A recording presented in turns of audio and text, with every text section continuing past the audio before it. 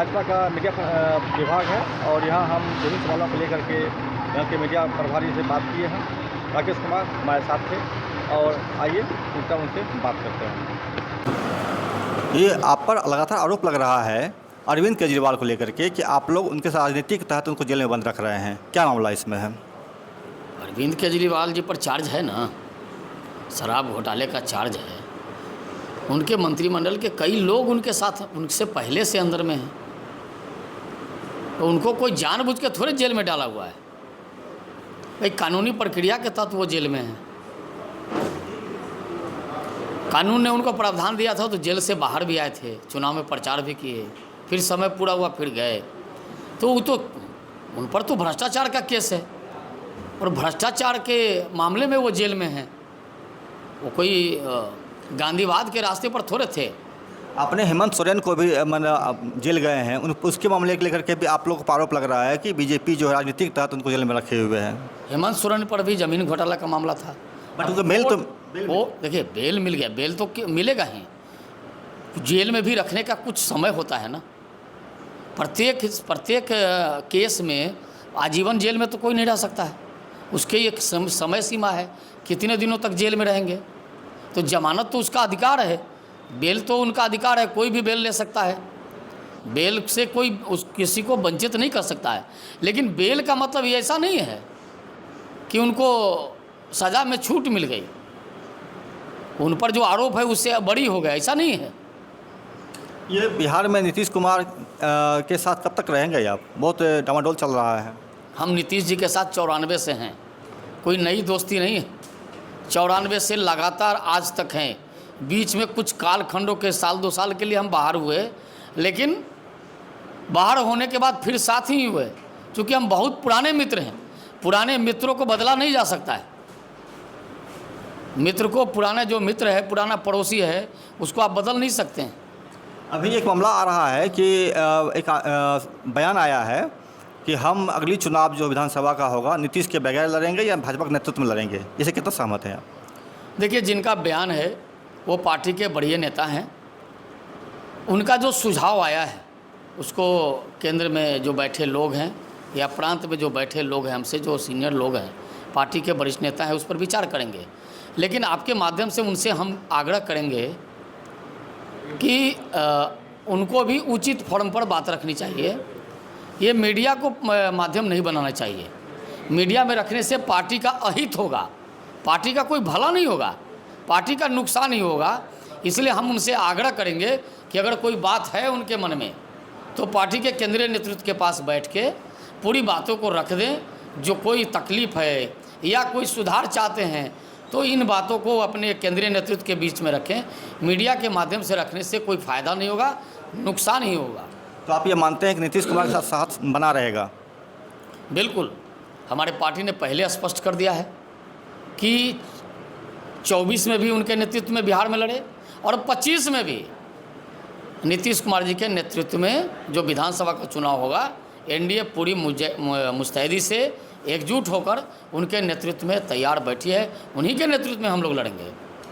एक इंडिया गठबंधन की तरफ से एक सवाल आवाज़ उठ रहा है लगातार कि जो गवर्नमेंट बनी है एनडीए की केंद्र में, वह बहुत दिन चलने वाला नहीं है, क्या कहेंगे आप?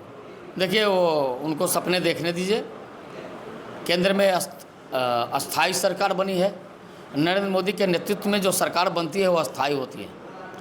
हम 10 साल जनता की सेवा किए हैं, फिर से हमको देश की जनता ने बहुमत दिया है, नेतृत्व करने को कहा है। हम नेतृत्व करेंगे। जिनको इंडिया गठबंधन कहते हैं आप, वो इंडी वालों को अब कोई काम नहीं बचा है। हम तो कहते हैं कि आप जनता की आवाज़ बनिए, जो कमियां हैं उसको बताइए। बेचैनी मत रहिए। सरकार आपकी बनने वाली नहीं है।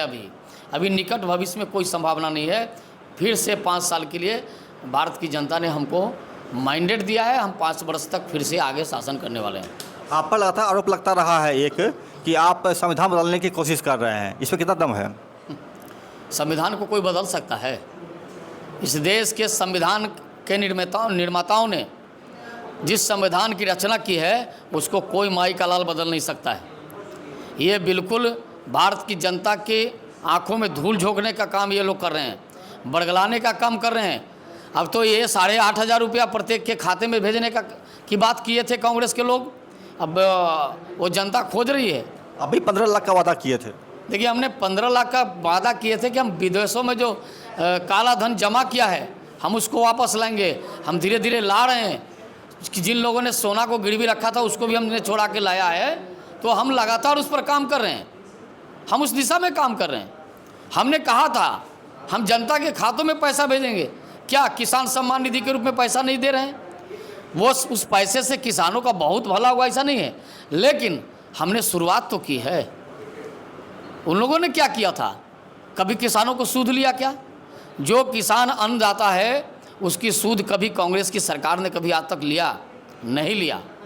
हमने जो कहा उसको पूरा किया। हमने कहा 370 खत्म करेंगे, हम किया। हमने कहा महिलाओं को आरक्षण देंगे, वो भी किया। 3 तलाक को ख़त्म कर देंगे, वो भी किया। राम मंदिर बनाएंगे, उस पर भी काम किया। हमने हर एक क्षेत्र में काम किया है।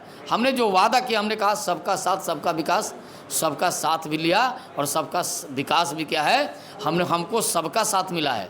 हम सबों के हैं, हम किसी खास पार्टी पर्टिकुलर के लिए व्यक्ति के लिए नहीं हैं। हम पूरी देश की जनता के लिए, हमको जनता ने बहुमत दिया है, हम सबके लिए काम करने वाले हैं।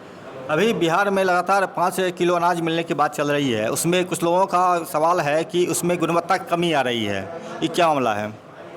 देखिए, अगर गुणवत्ता की कमी आ रही है तो उसकी जांच होगी, लेकिन हमने एक अच्छा चीज़ आपने जोड़ा। हमने कहा था हम अगले 5 वर्षों तक, अब तुम लगातार दे रहे हैं। कोरोना काल से लेके अब तक जितने गरीब लोग हैं, मजदूर हैं, जिनको 2 टाइम का भोजन जुटाने में दिक्कत ही होती है, सरकार ने भोजन का बीड़ा उठाया कि हम महीने भर का वो भोजन का जो व्यवस्था है वो हम करेंगे। आप मजदूरी करो, मजदूरी करके 2 पैसे जमा करो, रखो, लेकिन आपके भोजन की चिंता हम करेंगे और सरकार कर रही है। 80 करोड़ लोगों को 5 किलो अनाज दे रहे हैं, इससे रोजगार के बजाय आप 80 करोड़ लोगों को 5 किलो अनाज पर टिकाए हुए हैं। आरोप ये लग रहा है कि लोगों को आप आत्मनिर्भर बनने की जगह निर्भर बना रहे हैं, क्या मामला है? देखिए, जिन लोगों ने आज तक कुछ किया नहीं वो तो बड़ी बड़ी बातें करेंगे। जिन लोगों ने आज तक कुछ किया नहीं वो लोग बड़ी बड़ी बातें करेंगे। कभी कुछ दिया क्या? अरे भोजन की व्यवस्था करना कोई साधारण चीज़ नहीं है। 2 रुपया कमाते हैं तो पहले भोजन की, पेट की व्यवस्था करते हैं। अगर वो भोजन की व्यवस्था हो गई तो बाकी विषय की चिंता वो सरकार कर रही है। उनके रोजगार की चिंता कर रही है, उनके नौकरी की चिंता कर रही है। हमारी सरकार बनी है, हम बड़े पैमाने में युवाओं को रोजगार देने का काम करेंगे, युवाओं को नौकरी देने का काम करेंगे। आप देखिए इस सरकार में होता है या नहीं। हमने जो कहा उसको पूरा किया। युवाओं को रोजगार भी मिलेगा और युवाओं को बड़े पैमाने पर नौकरी भी दी जाएगी। ये नालंदा यूनिवर्सिटी का प्रधानमंत्री नरेंद्र मोदी ने उद्घाटन किया है। आरोप ये लग रहा है कि इसका शुभारंभ कांग्रेस ने किया था, आप केवल नाम पट्टी लगा रहे हैं, क्या कहेंगे इसमें? देखिए, कांग्रेस ने क्या किया, नालंदा यूनिवर्सिटी नालंदा में फिर से बने, नालंदा में अंतर्राष्ट्रीय विश्वविद्यालय बने, ये सोच किसकी थी? नीतीश कुमार की। नीतीश कुमार ने इसको शुरू करवाया और जब से नरेंद्र मोदी की सरकार बनी तब से लगातार उसमें सुविधा दिया गया। जितना जल्दी बन के तैयार हुआ और आज दुनिया के लोग, दुनिया के 17 देशों के बच्चे उसमें पढ़ते हैं, उसमें अध्ययन करने के लिए आते हैं। ये बिहार के लिए नहीं, देश के लिए गर्व की बात है। अभी कुछ दिन पहले माननीय प्रधानमंत्री जी आए थे नालंदा, उसके भवन का उद्घाटन करने आए। तो ये बिहार के लिए गौरव का क्षण है कि प्रधानमंत्री जी, विपक्षी कहते थे कि केवल वोट के समय आते हैं, चुनाव के समय आते हैं, वोट मांगने आते हैं। नहीं, हम काम भी करने आते हैं, हम बिल्डिंग का उद्घाटन भी करने आते हैं, हम सड़कों का उद्घाटन भी करने आएंगे, हम हर दुख दर्द को बांटने में भी आएंगे। ये हमारा संकल्प है, हम केवल बातें नहीं बनाते हैं। विपक्षियों का आरोप है कि आप सांप्रदायिक राजनीति करते हैं, क्या कहेंगे इसमें आप? हिंदू मुस्लिम? देखिए, कभी हमने इस तरह की बातें नहीं की। आप बताइए, जब से सरकार बनी है मोदी जी की कोई एक दंगा हुआ हो? इस देश में कोई एक दंगा हुआ तो बताइए। और जितने वर्षों तक कांग्रेस की सरकार रही, कोई राज्य बताइए जिस राज्य में साल में 2-4 दंगे नहीं होते थे? क्या बोलेंगे वो लोग?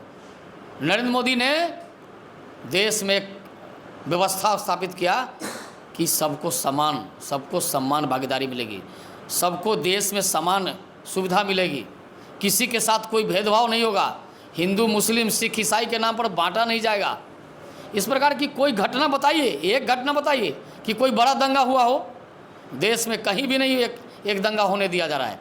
लेकिन उसी गुजरात में जहाँ से नरेंद्र मोदी आते हैं, कांग्रेस के ज़माने में सैकड़ों दंगे हुए, लेकिन आज एक दंगे इस देश में नहीं हो रहा है। तो हिंदू मुस्लिम को तो वो लोग कर रहा था, सांप्रदायिकता की आग में वो लोग झोंक रहे थे। हम लोग तो देश को सबको समान व्यवस्था देने का काम किया है। विपक्षियों का आरोप है कि आप विपक्षियों की इज्जत नहीं करते हैं। विपक्षियों की इज्जत तो बिल्कुल हो रही है। लाठी डंडे से? लाठी डंडे से नहीं, विपक्षियों की पूरी इज्जत की जाएगी, पूरा सम्मान दिया जाएगा। कब हम उनको बेइज्जत किए हैं? लेकिन अपनी आदतों में भी तो सुधार लाएं। विपक्ष में बैठे, हम भी वर्षों विपक्ष में बैठे हैं। 50 वर्षों तक अटल जी, आडवाणी जी संसद में विपक्ष में बैठे, कभी हमने विपक्ष के रूप में कभी गलत आचरण नहीं किया। विपक्ष सरकार का आईना है, विपक्ष जनता का आईना है, जनता की आवाज़ है। बिहार जनता की आवाज़, विपक्ष जनता की आवाज़ है, लेकिन विपक्ष को आवाज़ बननी चाहिए। जेल में डाल देते हैं आप लगातार उन लोगों को। विपक्ष के नाम पर नहीं डाला जाता है। जब भ्रष्टाचार का आरोप होता है, कोई संगीन आरोप होता है, तब डाला जाता है, तब जेल में कानून के तहत उनको सज़ा मिलती है। वो कोई सरकार जबरन जेल में नहीं डालने का काम कर रही है। उनका आरोप रहता है कि आप लोग CBI, ED, इनकम टैक्स का इस्तेमाल करके उन लोगों को जेल में डाल रहे हैं, लेकिन जो आपके पार्टी के अंदर हैं वहाँ आने के बाद वो स्वच्छ हो जा रहे हैं, यानी वॉशिंग मशीन की तरह काम कर रहे हैं। इसका क्या कहेंगे आप? देखिए, इन लोगों को दरअसल क्या है कि पूरा जितना जो कुनबा है, पूरा इंडी गठबंधन पूरा भ्रष्टों की जमात है, परिवारवादियों की जमात है, पूरा भ्रष्टाचार से पूरा अकंठ डूबा हुआ है। सबके सैकड़ों केसेज हैं इन लोगों के ऊपर। इनको जेल में कहाँ कोई डाल रहा है? तो कानून के तहत ये लोग जेल जाते हैं, फिर जेल से बाहर आते हैं। ये तो जेल से आना जाना इनका लगा रहता है। नहीं, जो चले आते हैं भाजपा में वो शुद्ध हो जाते हैं, ये आरोप लगाया जा रहा है आप पर। कहीं भी कोई ऐसी बात नहीं है। कोई भाजपा में आया और शुद्ध हो गया, ऐसा कोई बात नहीं है। विपक्ष में जब सब वैसे ही भरे पड़े हैं तो हम लोग क्या करें? अटल बिहारी वाजपेयी ने एक बार कहा था कि भले ही हमारे नए कैडर 10 निकल जाए, लेकिन पुराने एक भी कैडर को निकलने मत दो। लेकिन आज आप अपने कैडर, जो पुराने कैडर हैं, उनको हटा करके उनके जगह पर आयातित कैडर को सीट दे रहे हैं, जगह दे रहे हैं। क्या कहेंगे इसमें आप? अभी तक तो भारतीय जनता पार्टी ने किसी भी पुराने कार्यकर्ता को बाहर नहीं किया है, लेकिन राजनीतिक संगठन है, बहुत बांध के आप नहीं चल सकते। अगर कोई आपकी पार्टी में आना चाहता है, आपके विचारों से मेल खाता है, भले ही दूसरी जगह हो, तो उसको रोकेंगे क्या? जो आपके घर आना चाहते हैं तो क्या जबरन किवाड़ बंद कर देंगे? आपके साथ कदम से कदम मिला के अगर कोई काम करना चाहता है, देश को विकास के रास्ते पर ले जाना चाहता है, राज्यों को विकास के रास्ते पर ले जाना चाहता है, तो उसका बिल्कुल स्वागत होनी चाहिए। हर व्यक्ति अगर कोई दूसरे दल से अगर आया तो उसको रोक दें, ये ज़रूरी नहीं है। राजनीति में ऐसा नहीं चलता है। मेरा आपसे अंतिम सवाल होगा, 24 का चुनाव कितना चुनौतीपूर्ण था आपके लिए? देखिए, कोई चुनौतीपूर्ण नहीं था। जनता ने जो हमको आशीर्वाद दिया है वो शिरोधार्य है। जनता का जो फैसला हुआ है उसको हम लोग मानेंगे, और जनता का जो आदेश है उसको आगे बढ़ाने का काम करेंगे। जो काम अभी बच गया है उस काम को आगे बढ़ाएंगे। नरेंद्र मोदी ने तय किया है। बहुत बहुत शुक्रिया आपका।